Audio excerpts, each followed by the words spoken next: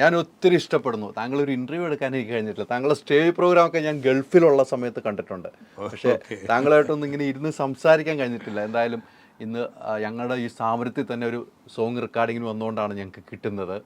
ഒത്തിരി സന്തോഷമുണ്ട്. തീർച്ചയായിട്ടും ഞാനും അതുപോലെ തന്നെ ഇപ്പോൾ കഴിഞ്ഞ 45 വർഷമായിട്ട് ഈ രംഗത്തുണ്ട്. അപ്പോൾ എന്നെ ഈ 45 വർഷവും ഈ രംഗത്ത് നിലനിർത്തിയതെന്ന് പറയുന്നത് എൻ്റെ ശ്രോതാക്കളും എന്നെ ഇഷ്ടപ്പെടുന്നവരുമാണ്. അപ്പം തീർച്ചയായിട്ടും അവരോടുള്ളൊരു ബാധ്യത അല്ലെങ്കിൽ ഒരു കടപ്പാട് എനിക്കുണ്ട്.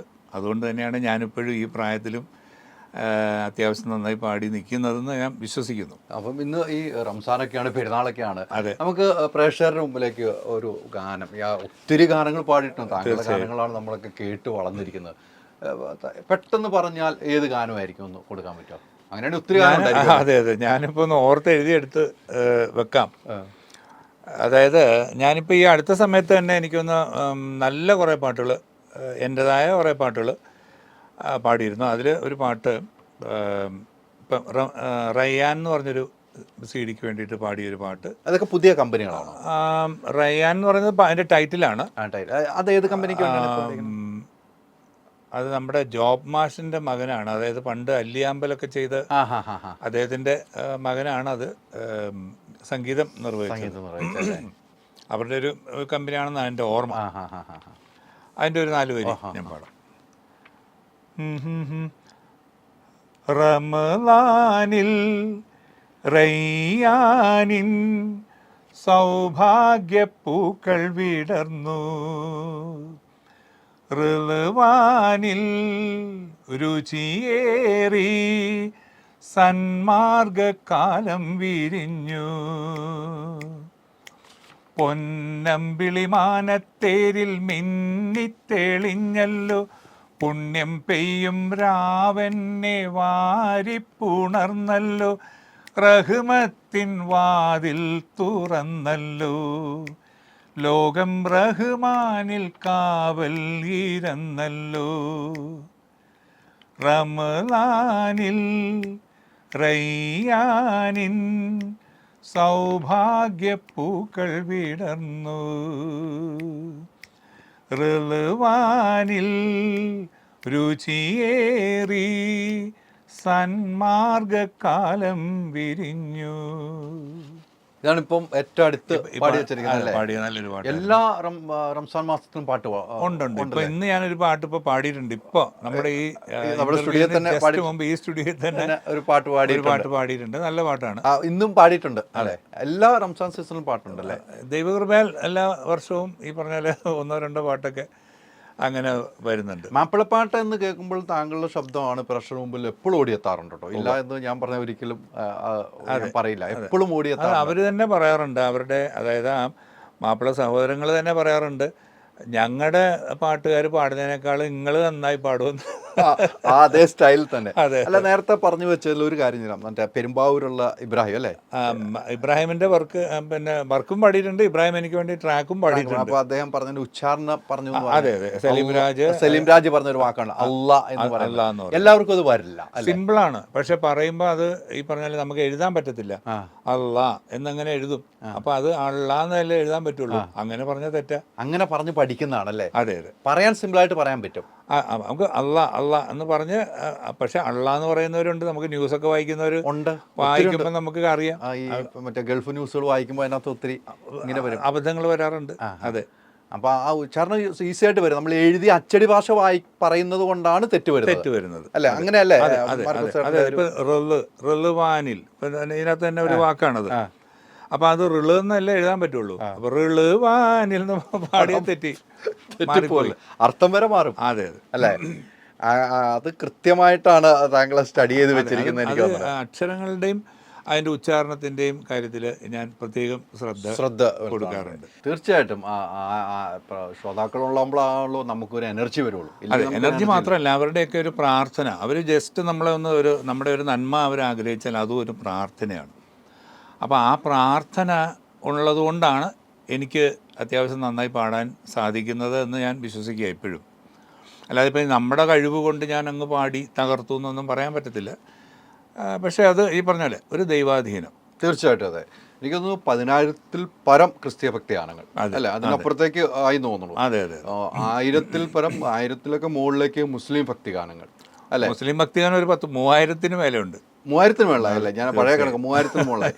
ഈ രണ്ട് ലൈനിലേക്കുള്ള ഒരു യാത്രയാണ് മാർക്കോസ് എന്ന കലാകാരൻ്റെ ആ ശബ്ദത്തിൽ നിന്നും ഞങ്ങൾ കേൾക്കുന്നത്. അതെ, പണ്ടൊക്കെ ഹിറ്റ് ഗാനങ്ങൾ, മാപ്പിളപ്പാട്ടിലെ ഹിറ്റ് എന്ന് വെച്ചാൽ അന്നൊക്കെ ഗാനങ്ങൾക്ക് അർത്ഥമുണ്ടായിരുന്നു. ഇന്നൊന്നും ആ ഗാനങ്ങൾക്ക് അർത്ഥമില്ല, എന്തോ ഒക്കെ ഗാനങ്ങളായി വരുന്നുവെന്ന് എനിക്ക് തോന്നുന്നു. താങ്കൾക്ക് എങ്ങനെയാണ് തോന്നുന്നത് എനിക്കറിയില്ല. തീർച്ചയായിട്ടും അങ്ങനെ തന്നെയാണ്. ഞാൻ മാത്രമല്ല, മാപ്പിളപ്പാട്ടിനെ ഇഷ്ടപ്പെടുന്ന നല്ലൊരു ശതമാനം ആൾക്കാരും പറയുന്ന ഒരു കാര്യം അത് തന്നെയാണ്. കാരണം ഈ കുട്ടികൾ, അതായത് ഇന്നിപ്പോൾ 2000-ന് ശേഷമുള്ള കുട്ടികളുടെ കാര്യമാണ് ഞാൻ പറയുന്നത്. കാരണം അപ്പോഴാണേലും ഒരു 20-22 വയസ്സ് പ്രായമുള്ള കുട്ടികൾ, അതിലും നല്ല ആസ്വാദകരുണ്ട് കേട്ടോ, ഇല്ല എന്നല്ല. പക്ഷെ അവർ വന്നപ്പോൾ അവർ കേൾക്കുന്ന അല്ലെങ്കിൽ അവരനുഭവിക്കുന്ന തരം പാട്ടുകൾ ഒരുപാട് മാറ്റം വന്നുപോയി. അതേസമയം ഞാനൊക്കെ കേട്ടു പഠിച്ചതും കണ്ടു പഠിച്ചതും പാടി പഠിച്ചതുമൊക്കെ പഴയ നല്ല വരികളും മഹാരഥന്മാരായിട്ടുള്ളവരുടെ കൃതികളും അതിൽ നിന്നെടുക്കുന്ന പാട്ടുകളുമൊക്കെയാണ്. അപ്പം നമ്മളൊക്കെ അങ്ങനെയുള്ള പാട്ടുകളോടാണ് കൂടുതൽ താല്പര്യം. മാത്രമല്ല, ദൈവത്തെ ആരാധിക്കാനായിട്ടാണ് എല്ലാ മതത്തിലും, അല്ലെങ്കിൽ മനുഷ്യൻ തന്നെ ആരാധിക്കാനായിട്ടാണ് പാട്ടുകൾ പാടിത്തുടങ്ങിയത്. ആദ്യകാല മനുഷ്യൻ എന്ന് പറയുന്നത് ഒന്നും ലിപിയിലുണ്ടായിരുന്നില്ല, ഭാഷ ഉണ്ടായിരുന്നില്ല. അപ്പോൾ അവൻ ആകാശത്തേക്ക് നോക്കിയിട്ട് ശബ്ദങ്ങളുണ്ടാക്കുകയായിരുന്നു. ആ ശബ്ദങ്ങൾ പിന്നീട് ഈ പറഞ്ഞ പോലെ ചെറിയ ചെറിയ വാക്കുകളായി, പിന്നെ അത് പാട്ടിൻ്റെ രൂപത്തിലായി. അങ്ങനെ ദൈവത്തെ ആരാധിക്കാൻ, ദൈവം എന്ന ഒരു ശക്തിയെ, അത് ഏത് രീതിയിലാണെന്നുള്ളത് പഴയകാല ഇതിൽ പറയുന്നില്ല. ഇപ്പം തീയെ ആരാധിച്ചവരുണ്ട്. കാരണം 2 കല്ല് കൂട്ടി അടിക്കുമ്പോൾ അവിടെ ഒരു സ്പാർക്ക് വരുന്ന, അവിടെ തീ ഉണ്ടാകുന്നു. അങ്ങനെ അപ്പോൾ അതൊരു എന്താ പറയുക, അമാനുഷികമായ എന്തോ ഒരു സംഭവമാണ്. കാറ്റ് നമുക്ക് കാണാൻ പറ്റുന്നില്ല ഇപ്പോഴും. ഇപ്പോൾ ഇത്രയും ലോകം പുരോഗമിച്ചിട്ട് നമുക്ക് കാറ്റിനെ കാണാൻ പറ്റുന്നില്ല. അതേപോലെ ശബ്ദം, ഈ ശബ്ദം നമുക്ക് അനുഭവിക്കാമെന്നുള്ളതല്ലാതെ നമ്മൾ ഇന്നുവരെ കണ്ടിട്ടില്ല, അല്ലെങ്കിൽ അതിൻ്റെ വേർബ്സ് മാത്രമേ നമ്മൾ കാണുന്നുള്ളൂ. അതെ. അപ്പോൾ ഇങ്ങനെ കുറേ ദൈവികമായിട്ടുള്ള അല്ലെങ്കിൽ മനുഷ്യനാൽ പറ്റാത്ത ചില കാര്യങ്ങൾ ഈ ലോകത്തുണ്ട്. അപ്പോൾ അതുകൊണ്ട് ദൈവത്തെ ആരാധിച്ചാണ് മനുഷ്യൻ ആദ്യം പാടിത്തുടങ്ങിയത്. അല്ലെ, വർഷിപ്പ് എന്ന് പറയുന്നത് ദൈവത്തെ ആരാധിക്കലായിരുന്നു. അങ്ങനെ പിന്നെ അത് ഭാഷയായി, വർഗമായി, അങ്ങനെ പലരും അവരവരുടേതായ ഇതിലേക്കൊക്കെ വന്നു. അങ്ങനെ പല രീതിയിൽ അത് മാറിപ്പോയി എന്ന് മാത്രം. പക്ഷെ അപ്പോഴും ഈ പറഞ്ഞ പോലെ അടിസ്ഥാനപരമായിട്ട് ദൈവത്തെ ആരാധിക്കാൻ തന്നെയാണ് ഈ ഗാനങ്ങൾ ഉണ്ടായത്. പക്ഷെ അതിൽ നിന്നും മാറിയിട്ടാണ് ഇന്നത്തെ നമ്മുടെ ഒരു പോക്കും നമ്മുടെ ചിന്തയും. കാരണം ഇന്നത്തെ രീതികളെന്ന് പറഞ്ഞാൽ എല്ലാ വിഭാഗത്തിലും ഇപ്പോൾ അവർ പറയുന്നത് ആഹ്ലാദിക്കുക, ദൈവത്തിൻ്റെ അടുത്ത് വരുമ്പോഴത്തേക്ക് ആഹ്ലാദിക്കുക എന്ന് പറഞ്ഞിട്ട്, ഇപ്പോൾ പള്ളിയിൽ തന്നെ മധുബയുടെ ഞങ്ങളേറ്റവും വിശുദ്ധമായിട്ട് കാണുന്ന ഒരു സ്ഥലമാണ്. അവിടെ കയറി അച്ഛന്മാരുൾപ്പെടെ ഡാൻസ് ചെയ്യുന്ന ഒരു കാലഘട്ടമാണ്. അതെ അതെ. അപ്പോൾ എന്ന് പറഞ്ഞാൽ മാപ്പിളപ്പാട്ടിലും വേരിയേഷൻസ് വന്നിട്ടുണ്ട്. അത് പ്രേമപ്പാട്ടായിട്ട് മാറി. ഒരുപാട് നല്ല പാട്ടുകൾ അതേ ട്യൂണിൽ ആണും പെണ്ണും ചേർന്ന് പ്രേമിക്കുമ്പം കാണിക്കുന്ന ഗോഷ്ഠികളും അങ്ങനെ ആ രീതിയിലേക്ക് മാറ്റി എടുത്തിട്ടുണ്ട്. അപ്പോൾ അങ്ങനെ ഇതിനൊരു മൂല്യച്യുതി വന്നിട്ടുണ്ട്, ഇല്ലയെന്ന് പറയാൻ പറ്റത്തില്ല. തീർച്ചയായിട്ടും. മാർക്കോസ് ചേട്ടൻ്റെ നമ്മൾ ഒരു മുസ്ലിം ആളുകൾ ഏറ്റെടുത്ത ഹിറ്റ് പാട്ടുകൾ കുറേ പാട്ടുകളുണ്ട്. ഈ പെരുന്നാൾ ദിനത്തിൽ ഇപ്പോൾ എനിക്കൊരു 4 ലൈൻ വേണമെന്ന് വെച്ചാൽ മാർക്കോസ് ചേട്ടൻ ഏതായിരിക്കും പ്രഷർ കൊടുക്കുക? ഞാൻ പറഞ്ഞില്ലേ, എനിക്ക് എൻ്റെ മനസ്സിൽ പെട്ടെന്ന് ഓടി വരുന്ന പാട്ടുകളെന്ന് പറയുന്നത് പഴയ പാട്ടുകളാണ്. അതെ. പിന്നെ ഞാൻ പാടിയ ഒരു പാട്ട് ഈ പറഞ്ഞ പോലെ കുതിരത്ത് എന്ന് പറഞ്ഞ ഒരു CD-യിലെ ഒരു പാട്ട് ഞാൻ മിക്കവാറും എല്ലാ സ്ഥലങ്ങളിലും പാടുന്നൊരു പാട്ടാണ്. ഗാനമേളയ്ക്കാണേലും മാപ്പിള ഗാനമേളയിൽ പാടുന്നൊരു പാട്ടാണ്. ഉമ്മത്തിൻ വസീല എന്ന് പറഞ്ഞൊരു പാട്ടാണ്. അതൊരു അറബിക് ടച്ചുള്ള ഒരു പാട്ടാണ്. അതിൻ്റെ ഒരു 4 വരി ഞാൻ പാടാം. ഉമ്മത്തിൻ വസീല വസീല ദീൻ വസീല ഇമ്പപ്പൂ റിസാല റിസാല ദീൻ റിസാല ആരംഭ റസൂല റസൂലേ യാ റസൂലേ. ഇങ്ങനെയാണ് ആ പാട്ടിൻ്റെ ഒരു രീതി. അറബി ടച്ചോടുകൂടി, ഒരു അറബി ടച്ചുള്ളത്. എനിക്ക് മാർക്കോസ് ചേട്ടൻ്റെ മറ്റൊരു പാട്ട് ഭയങ്കര, എനിക്ക് നമ്മുടെയൊക്കെ മനസ്സിൽ ഈ ഒരു പാട്ട് എനിക്ക് തോന്നുന്നു ജയിലിൽ നിന്ന് ഇറങ്ങിയ ഒരു കഥ പറയുമ്പോൾ ആ പാട്ട് വരും. സൗദിയിൽ പോലീസ് സ്റ്റേഷനിൽ പോയായിരുന്നു. സോറി പോലീസ് സ്റ്റേഷനിൽ പോയപ്പം പാട്ട് കൊണ്ട് പോലീസ് സ്റ്റേഷനിൽ പോയി പാട്ട് പാടി തന്നെ പോലീസ് സ്റ്റേഷനിൽ ഇറങ്ങിയ ഒരു കഥ. തീർച്ചയായിട്ടും. അതായത് 2013 തോന്നുന്നു. ഞാനിതുപോലെ 2000 മുതൽ പല പ്രാവശ്യം എന്നെ സൗദിയിലേക്ക് കൊണ്ടുപോകാനായിട്ട് ആളുകൾ ശ്രമിക്കുന്നുണ്ടായിരുന്നു. പക്ഷേ ഞാൻ 55 മുതൽ ഇങ്ങനെ പോകുന്നൊരു വ്യക്തി ആയതുകൊണ്ട് എനിക്ക് സൗദിയിലെ ഏകദേശ വിവരങ്ങളൊക്കെ ഉണ്ട്. അപ്പോൾ എനിക്ക് എൻ്റെതായ ഒരു എഗ്രിമെൻറ്റും എൻ്റെതായ ചില കണ്ടീഷൻസും ഒക്കെ ഉണ്ട്. അപ്പോൾ അങ്ങനെ ആ കണ്ടീഷൻസ് ഫുൾഫിൽ ചെയ്യാത്തതുകൊണ്ട് ഞാൻ പോകാതെ ഇരിക്കുകയായിരുന്നു. അങ്ങനെ 2013 അതിനൊരു വേദി ഒത്തത്. അപ്പം ഞാൻ പറഞ്ഞ പിന്നെ കണ്ടീഷൻസിൻ്റെ ഒരു 90-95% അംഗീകരിക്കപ്പെട്ടു. അത് ഒരു എനിക്ക് രണ്ടല്ല, ശരിക്കും പറഞ്ഞാൽ സൗദിയിൽ നിന്ന് ആദ്യം വന്ന റിയാദിൽ നിന്നാണ് ആദ്യത്തെ പ്രോഗ്രാം വരുന്നത്. അപ്പോൾ അദ്ദേഹം ഇത് ഏറ്റു, എൻ്റെ കണ്ടീഷൻസ് എല്ലാം ഏറ്റു. അങ്ങനെ ഞാൻ പോകുന്നു. ഞാൻ അദ്ദേഹമായിട്ട് എഗ്രിമെൻ്റ് വെച്ചതിന് ശേഷം എന്നെ ഇടയ്ക്കിടയ്ക്ക് വിളിക്കുന്നൊരു വ്യക്തിയാണ്. അദ്ദേഹം ദമാമിലാണ്.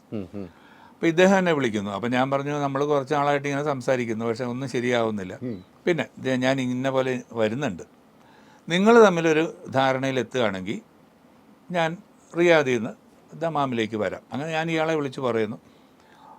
ഞാൻ പറഞ്ഞ എഗ്രിമെൻറ്റ് വേണം, കാരണം നമ്മൾ തമ്മിൽ എഗ്രിമെൻ്റ് ഉണ്ട്, നിങ്ങൾ തമ്മിലൊരു എഗ്രിമെൻറ്റ് വേണം, കാര്യങ്ങളൊക്കെ ഇങ്ങനെ വ്യക്തമാക്കണം എന്നൊക്കെ പറഞ്ഞാണ് ഞാൻ ഈ അദ്ദേഹത്തെ ചുമതലപ്പെടുത്തുന്നത്. അങ്ങനെ ഇരിക്കെ ഇവർ തമ്മിലത് എഗ്രി ചെയ്യുന്നു. അങ്ങനെ ഞാൻ റിയാദിൽ ചെന്നു, ഭംഗിയായിട്ട് അവതരിപ്പിച്ചു. പിറ്റേ ദിവസം ഞാൻ അവിടുന്ന് ദമാമിൽ ചെല്ലുന്നു. ദമാമിൽ ചെല്ലുമ്പം എന്നെ സ്വീകരിച്ച് കൊണ്ടുപോയി. അങ്ങനെ ഹോട്ടലിൽ ചെന്നു. അപ്പോൾ എന്നോട് പറഞ്ഞു, അപ്പോൾ ഹോട്ടലിലെത്തിയപ്പോൾ തന്നെ ഏകദേശം 2-2:30 മണിയായി. അപ്പോൾ എന്നോട് പറഞ്ഞു, ചേട്ടാ 6:30-ക്കാണ് പരിപാടി. ഞാൻ പറഞ്ഞു 6:30-ക്കോ 5:30-ക്കോ എത്ര ആയാലും കുഴപ്പമില്ല, ഞാൻ റെഡിയാണ്, നമ്മൾ റെഡിയാണ്. അങ്ങനെ പറയുന്നു. അങ്ങനെ അവസാനം 6 മണിയൊക്കെ ആയപ്പോൾ എന്നെ വിളിച്ച് പറഞ്ഞു, ചേട്ടാ ഇച്ചിരി ലേറ്റാവും, നമ്മൾ ചിലപ്പോൾ അതൊരു 7:30 മണിയോളം ആകും എന്ന് പറഞ്ഞു. ഞാൻ പറഞ്ഞു ഓക്കെ, കുഴപ്പമില്ല, എന്തായാലും ഞാനിവിടെ ഉണ്ടല്ലോ, നിങ്ങൾ വണ്ടിയും കൊണ്ട് വന്നാൽ മതി, ഞാൻ വരാമെന്ന് പറഞ്ഞു. അങ്ങനെ 7:30 ഒക്കെ ആയപ്പോൾ എന്നെ കൊണ്ടുപോകണു. ഞാനവിടെ ചെന്ന് ഇങ്ങനെ ഇരിക്കുക. അപ്പോൾ ഈ ഹാളിലേക്ക് കയറുന്നതിന് മുമ്പ് ഒരു പ്രത്യേക സ്ഥലമുണ്ട്, അവിടെയാണ് ഞാൻ ഇരിക്കുന്നത്. ഹാളിലേക്ക് ഞാൻ പോയിട്ടില്ല. അങ്ങനെ 7:30-ആയി, 8:30-ആയി, 9:00-ആയി, 9:15-ആയി. അപ്പോൾ പുറത്ത് ഞാൻ ഇരിക്കുന്നതിൻ്റെ പുറത്ത് ഉള്ള ഒരു തളം പോലുള്ള ഒരു സ്ഥലത്ത് ഭയങ്കര ശബ്ദവും ബഹളമൊക്കെ കേൾക്കാം. അപ്പോൾ എൻ്റെ കൂടെ വന്ന മലയാളിയായിട്ടുള്ള അദ്ദേഹം പറഞ്ഞു, സാറ് പുറത്തോട്ട് പോകണ്ട. ഞാൻ പറഞ്ഞു, ഞാനെന്തിനാണ് പുറത്തോട്ട് പോകുന്നത്, എന്നെ വിളിക്കാതെ ഞാൻ പോകേണ്ട കാര്യമില്ലല്ലോ എന്ന് പറഞ്ഞ് അങ്ങനെ ഇരിക്കുമ്പോഴാണ് ഒരു അറബി വേഷധാരികളായ 4-5 പേര് കയറി വരുന്നു. അപ്പോൾ എന്നോട് ചോദിച്ചു, വീൻ മാർക്കോസ് എന്ന് പറഞ്ഞു. അപ്പം ഞാൻ ഇദ്ദേഹത്തോട് ചോദിച്ചു, എന്താ ചോദിക്കുന്നത്, മാർക്കോസ് ആരാന്നാണ് ചോദിക്കുന്നത്. അപ്പം ഞാൻ ഇങ്ങനെ എഴുന്നേറ്റ് ഇങ്ങനെ എന്നെ കൈ കൊണ്ട് കാണിച്ചു അവിടെ ഇരുന്നോളാൻ പറഞ്ഞു. അങ്ങനെ ഞാൻ അവിടെ ഇരിക്കുന്നു. അങ്ങനെ ഇവർ ഞാനിരുന്ന മുറിയുടെ പിന്നെ ജനലിൻ്റെ കർട്ടനൊക്കെ പൊക്കി നോക്കുന്നു. ഒരു സോഫ ഉണ്ടായിരുന്നു, ആ സോഫയുടെ അടിയിൽ നോക്കുന്നു, അവിടെ നോക്കുന്നു, ബാത്റൂമിൽ പോയി നോക്കുന്നു, എന്താണെന്നൊന്നും മനസ്സിലാകുന്നില്ല, നമുക്കൊന്നും പിടികിട്ടുന്നില്ല. അവസാനം എഴുന്നേറ്റ് വരാൻ പറഞ്ഞു. അങ്ങനെ എഴുന്നേറ്റ് വന്നു. ആ റൂമിൻ്റെ പുറത്തേക്ക് ഈ തളത്തിലേക്ക് ഇറങ്ങുന്ന വാതിലിൻ്റെ അവിടെ എത്തിയപ്പോഴാണ് കുറേ പേരെ അവിടെ പിടിച്ചു നിർത്തിയിട്ടുണ്ട്. അവരെല്ലാം ബാച്ചിലേഴ്സായിട്ട് വന്നവരാണ്. ബാക്കി ഫാമിലി ആയിട്ട് വന്നവരെല്ലാം അവർ വിട്ടു. അപ്പോൾ ഞാൻ ചോദിച്ചപ്പോൾ പറഞ്ഞു, അപ്പോൾ എൻ്റെ കൂടെ ഒരാളുണ്ടെന്ന് ഞാൻ പറഞ്ഞല്ലോ, അദ്ദേഹത്തോട് ഞാൻ ചോദിച്ചപ്പോഴാണ് പറഞ്ഞത്, ആരോ ഇവർക്ക് കൊടുത്ത ഇൻഫർമേഷനാണ്. കാരണം അവിടുത്തെ ന്യൂ ഇയർ ക്രിസ്മസ് സെലിബ്രേഷനൊക്കെ ഫെബ്രുവരി വരെയൊക്കെ ഉള്ള മാസങ്ങളിലാണ്, അതായത് ഡിസംബറിൽ തന്നെ അല്ല, ജനുവരി ഫെബ്രുവരി വരെയുള്ള മാസങ്ങളിലാണ് നടക്കുന്നത്. ഇത് എനിക്ക് വന്നൊരു ഫെബ്രുവരി മാസത്തിലായിരുന്നു, 2013 ഫെബ്രുവരി ആയിരുന്നു എന്നാണ് എൻ്റെ ഓർമ്മ. അപ്പോൾ ആരോ വിളിച്ചു പറഞ്ഞു, ഇതൊരു ക്രിസ്ത്യൻ പരിപാടിയാണ്, ഇതിനകത്ത് കള്ള് ഉണ്ട്, ഡാൻസ് ഉണ്ട്. അപ്പം അതിനാണ് ഇവർ ഈ കള്ള് തപ്പാനായി വന്നത്. അപ്പോൾ അവിടെ നിന്ന് ഒന്നും കിട്ടിയില്ല. അത് തന്നെയല്ല, ഞാൻ അവിടെ പോയിട്ട് വയലേഷൻസ് ഒന്നും ചെയ്തിട്ടില്ല. എനിക്ക് വിസ ഉണ്ട്, 7 ദിവസത്തെ വിസ ഉണ്ട്, 7 days വിസ ഉണ്ട്. അപ്പോൾ എനിക്ക് അവിടെ നിൽക്കാനുള്ള അവരുടെ തന്നെ ഇതുണ്ട്, രേഖയുണ്ട്. ഞാനായിട്ടൊന്നും ചെയ്തിട്ടുമില്ല. ഞാൻ അവിടെ പോവുകയോ പാടുകയോ ഒന്നും ചെയ്തിട്ടില്ല. അപ്പം എൻ്റെ പേരിൽ ആരോപിക്കാനൊന്നുമില്ല. പക്ഷേ അന്വേഷിച്ചപ്പോഴാണ് അതിന് പെർമിഷൻ എടുക്കാതെയാണ് ഈ പരിപാടി അവിടെ സംഘടിപ്പിച്ചത്. അപ്പോൾ അവിടെ ഒരു 10,500-2,000 പേര് കൂടി. അതിൻ്റെ ഉത്തരവാദിത്തം എന്നുള്ള രീതിയിലാണ് എന്നെ അവർ സ്റ്റേഷനിൽ കൊണ്ടുപോകുന്നത്. കാരണം അതിൻ്റെ ഈ സംഘാടകനെ അവർക്ക് കിട്ടിയില്ല. സംഘാടകൻ അവർ അപ്പോഴേ മുങ്ങി. അപ്പോൾ പിന്നെ ഇയാളെ കിട്ടുന്നവരെ എന്നെ അവിടെ കൊണ്ടുപോയി സ്റ്റേഷനിൽ കൊണ്ടുപോയി ഇരുത്തി. അങ്ങനെ ഞാനവിടെ, പക്ഷെ അവിടെ ചെന്ന് കഴിഞ്ഞ് ഈ പറഞ്ഞ പോലെ, അപ്പം തലേ ദിവസത്തെ പരിപാടിക്ക് എൻ്റെ കൂടെ VT ബൽറാം MLA ഉണ്ടായിരുന്നു. അപ്പോൾ ആ സമയത്ത് ഇവിടെ UDF ഭരണമാണ്. അപ്പോൾ ഉമ്മൻചാണ്ടി ആയിട്ട് ബലറാമിനുള്ള ബന്ധവും എനിക്കും ഒരു ബന്ധമുണ്ട്.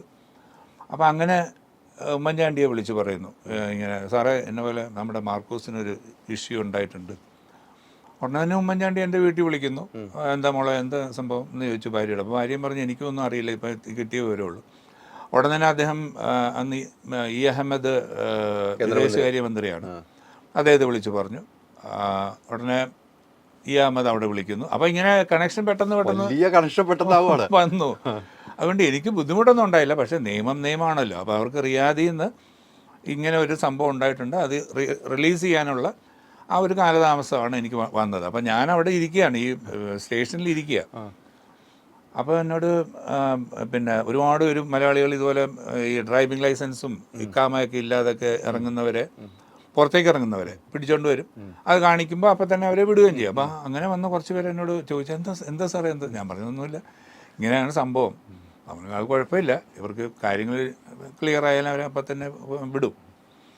അപ്പം ഞാൻ ഈ എൻ്റെ കൂടെ വന്ന പുള്ളിയോട് ഞാൻ ചോദിച്ചു എന്താ നമ്മുടെ കുറ്റമെന്ന് ചോദിക്കാൻ പറഞ്ഞു. അപ്പോൾ അവർ പുള്ളിക്കാരൻ ചെന്ന് ചോദിച്ചപ്പം അവർ പറഞ്ഞു പ്രത്യേകിച്ച് ഞങ്ങൾക്കൊന്നും പറയാനില്ല, ഇവരെ ഇപ്പം നിങ്ങളെ ഇവിടെ കൊണ്ടുവന്നിരിക്കുന്നത് ഇവിടുത്തെ മതകാര്യ പോലീസാണ്. അപ്പം അന്ന് ലോക്കൽ പോലീസിനേക്കാളും പവർഫുള്ളാണ് മതകാര്യ പോലീസ്. അപ്പോൾ മുത്തവ എന്നാണ് പറയുന്നത്. അപ്പം ഈ മുത്തവമാരാണ് അവിടെ കൊണ്ടുവന്ന് നമ്മളെ ഏൽപ്പിച്ചിട്ട് പോയത്. അപ്പം അവർ വന്ന് പറയാതെ ഞങ്ങൾക്ക് റിലീസ് ചെയ്യാൻ പറ്റത്തില്ല. അപ്പോൾ അങ്ങനെ ഒരു കുറ്റം പറയാനായിട്ട് അവരൊന്നും എഴുതി വെച്ചിട്ടുമില്ല. അപ്പം ഇവർക്ക് ഈ പറഞ്ഞ പോലെ നമ്മുടെ പേരിൽ എന്തും ആരോപിക്കാം. അപ്പോൾ മറ്റേ അദ്ദേഹം പറഞ്ഞു, ഇദ്ദേഹം ഇന്ത്യയിൽ, കാരണം കേരളത്തിൽ നിന്നൊന്നും പറഞ്ഞാൽ അവർക്ക് അറിയില്ല, ഇന്ത്യയിൽ ഒരറിയപ്പെടുന്ന ഗായകനാണെന്ന് പറഞ്ഞപ്പോൾ ഇദ്ദേഹം എൻ്റെ പേരെടുത്ത് അടിച്ചു നോക്കി. അപ്പോൾ ഇങ്ങനെ വരികയാണ്. അപ്പോൾ ക്രിസ്ത്യൻ പാട്ടുകളാണ് കൂടുതൽ വരുന്നത്. അപ്പോൾ വീണ്ടും മറ്റേലേക്ക് പോവാം. അപ്പോൾ ഇദ്ദേഹം പറഞ്ഞു ഞാനൊരു അറബി പാട്ട് പാടാമെന്ന് പറയട്ടെ. ഞാൻ പറഞ്ഞു ഞാനെന്താ പറഞ്ഞു, നമ്മുടെ കൂടെ ഉള്ള ആൾ.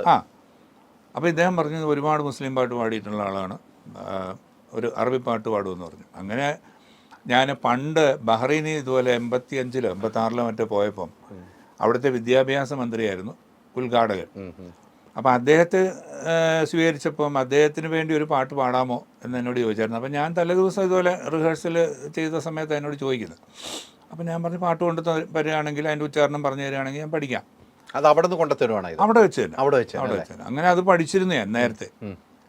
അപ്പം ഞാൻ പറഞ്ഞു ഇങ്ങനെ ഒരു പാട്ട് എനിക്കറിയാം, അത് മതി എന്ന് പറഞ്ഞു. അങ്ങനെ പിന്നെ ഞാൻ അത് പാടി. അതൊരു ഈജിപ്ഷ്യൻ സിംഗർ പാടിയ ഒരു പാട്ടാണ്, അവരുടെ തന്നെ അറബി തന്നെ പാടിയ പാട്ടാണ്. അത് അതിൻ്റെ തുടക്കം ഇങ്ങനെയാണ്, വാലയ്യ വാലഹാലി ഔവനവസരത്തനത്താലി വാലയ്യ വാലഹാലി ഔവനവസരത്തനത്താലി മിൻഹുമു ഫീ ഉസർത്തി ബറാനി ലാനിയും മുക്തിയുലാനി ലാനി ഇബ്ജാനി വാലയ്യ വാലഹാലി വാലയ്യ വാലഹാലി വാലയ്യ ഇങ്ങനെ പോവാ പാട്ട്. അത് അവർക്ക് ഭയങ്കരമായിട്ട് ഷോക്കായിക്കാണല്ലോ. തീർച്ചയായിട്ടും അപ്പോൾ ഈ നമ്മുടെ ഒരു സർക്കിൾ ഇൻസ്പെക്ടറുടെ DYSPയുടെ റാങ്കിലുള്ളൊരു ഓഫീസറാണ് അന്നേരം അവിടെ ഇരിക്കുന്നത്. അപ്പം ഞാനിത് ഇങ്ങനെ ഇടയ്ക്കിടയ്ക്ക് കണ്ണടച്ച് ഇടയ്ക്ക് നോക്കിയപ്പോൾ ഉണ്ട് എൻ്റെ ചുറ്റും ഒരു 3-4 പോലീസുകാരുണ്ട്, തോക്കൊക്കെ പിടിച്ചവന്മാർ. അവിടെ പാറാവുന്നവരാണ് അവർ. പാട്ട് കേട്ട് വന്നതാ. അപ്പോൾ എന്നോട് ചോദിച്ചു ഗനി. അപ്പം ഞാൻ ഇദ്ദേഹത്തോട് പിന്നെ ചോദിച്ചു എന്താ ഇവൻ പറയുന്നത് ഗന്നി? അപ്പോൾ പറഞ്ഞ് പാട്ടുകാരനാണോ എന്നാണ് ചോദിക്കുന്നത്. ഞാൻ പറഞ്ഞു യേസ് ഗന്നി. പിന്നെ ഭയങ്കര ലോഹിയായിരുന്നു. അവർക്ക് ഡ്യൂട്ടിയുള്ള സമയത്ത് അവർ ഫോട്ടോ എടുക്കാൻ പറ്റത്തില്ല. അപ്പോൾ എന്നോട് പറഞ്ഞൊരു ഫോട്ടോ എടുക്കണം, പക്ഷെ ആരോടും പറയരുതെന്നൊക്കെ പറഞ്ഞ് അങ്ങനെ ഫോട്ടോ ഒക്കെ എടുത്ത് ഭയങ്കര ഹാപ്പി ആയിട്ടാണ് ഞങ്ങൾ പിരിഞ്ഞത്. ഭയങ്കര അനുഭവമായിരുന്നു. അതൊരു ഭയപ്പെടുന്നുണ്ടെങ്കിലും അനുഭവം നമ്മൾ കേട്ടിരിക്കുന്ന അങ്ങനെയാണല്ലോ. അതെ, പക്ഷെ നല്ല അനുഭവമായിരുന്നു. ഒരാള് മാർക്കോസ് ചേട്ടനെ കുറിച്ച് ഒരു വിരോധം മറ്റൊരാളുടെ അടുത്ത് പോയി പറഞ്ഞിട്ടുണ്ട്. അയാളെക്കുറിച്ച് അയാൾ തന്നെ പറയാതെ മാർക്കോസ് താങ്കളെ കുറിച്ച് ഇവൻ ഇന്നതാണ് പറഞ്ഞത് എന്ന് പറഞ്ഞു തന്നിട്ടുണ്ടോ? എത്രയോ പേര്. അവരോട് പിന്നെ എന്തെങ്കിലും ചോദിച്ചിട്ടുണ്ടോ? ഇല്ല, ഒരിക്കലും ഇല്ല. കാരണം ഞാൻ ഇപ്പോഴാണേലും അവരൊക്കെ എന്നെ ഒഴിവാക്കിയവർക്ക് പോലും വേണ്ടി പോലും ഞാൻ വിട്ടുവീഴ്ച ചെയ്ത് പാടിക്കൊടുക്കുന്നുമുണ്ട്, പാടിയിട്ടുമുണ്ട്, കൊടുത്തിട്ടുണ്ട്. തീർച്ചയായും അവരങ്ങനെ നമ്മൾ തോൽപ്പിച്ചിട്ടുള്ളൂ, വേറെ വൈരാഗ്യമില്ല. ഇല്ല. നമ്മൾ സ്നേഹത്തോട് തന്നെ തോൽപ്പിച്ചു. കാരണം നമുക്കത് തലയിൽ വരയുണ്ടെങ്കിൽ അങ്ങനെ ആരും പറയില്ലല്ലോ. അപ്പോൾ ആ വരയിൽ എന്തോ ഒരു വ്യത്യാസം വന്നിട്ടുണ്ട്. ഞാൻ അതിൽ വിശ്വസിക്കുന്ന ഒരാളാണ്. കാരണം നമ്മൾ നന്നായിട്ട് ചെയ്തിട്ടും അതിനൊരു പൂർണ്ണ ഇത് കിട്ടാതെ പോകുമ്പം അത് എന്തോ നമുക്ക് വന്നിട്ടുള്ള ഒരു വീഴ്ചയാണ്. അല്ലാതെ മുഴുവൻ അവരുടെ തലയിൽ വെച്ച് കൊടുക്കുന്നതും ശരിയല്ല. കാരണം എന്നോട് നമുക്ക് ജ്യോതിഷത്തിലൊന്നും ഞാൻ പൂർണ്ണമായിട്ട് വിശ്വസിക്കുന്നില്ലെങ്കിലും അനുഭവങ്ങൾ വരുമ്പോൾ ചില കാര്യങ്ങൾ നമ്മൾ അത് പണ്ടങ്ങനെ പറഞ്ഞിട്ടുണ്ടല്ലോ എന്ന് ഓട്ടോമാറ്റിക് ചിന്തിക്കും, ചിന്തിച്ചു പോകും. കാരണം എന്നോട് പറഞ്ഞിട്ടുണ്ട്, നിങ്ങൾ 100% വൃത്തിയായിട്ട് പാടിയാലും ഒരു 75% കൂടുതൽ അതിനൊരു അപ്രിസിയേഷൻ കിട്ടത്തില്ല എന്ന് എത്രയോ പേര് എന്നോട് പറഞ്ഞിട്ടുണ്ട്.